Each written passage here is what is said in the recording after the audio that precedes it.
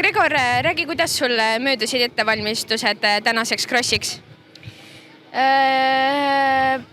Väga ei käinud siin trennis. Jah. No eelmine kord, kui siin oli Euroopakate siis põhjatsooni etapp, sa ütlesid mulle, et Teo vastu on väga raske saada, sest et ta on Pärnu motoklubi sõitja, ta on siin 100 miljon korda sõitmas käinud, ometi sa võitsid tänase etapi 65. klassis. Räägi, mis seal teises sõidus juhtus, sest et Teo ju ikkagi juhtis seda sõitu alguses. Teo juhtis sõitu ja ta kukkus, aga jah, siis ma sain tast mööda. Kuidas sa ise võib-olla täna oma sõiduga rahule jääd? Hästi. Mis see tähendab hästi? Ma ei tea, võitsin sõidu ära ja... Kuidas tänasel päeval rada oli?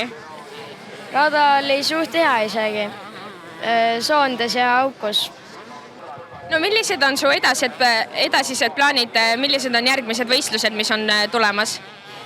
Homme ma lähen Lätti ja siis järgmine nädalavahetus on Rumeenias. Aitäh ja soovime palju õnne ja palju edu! Aitäh!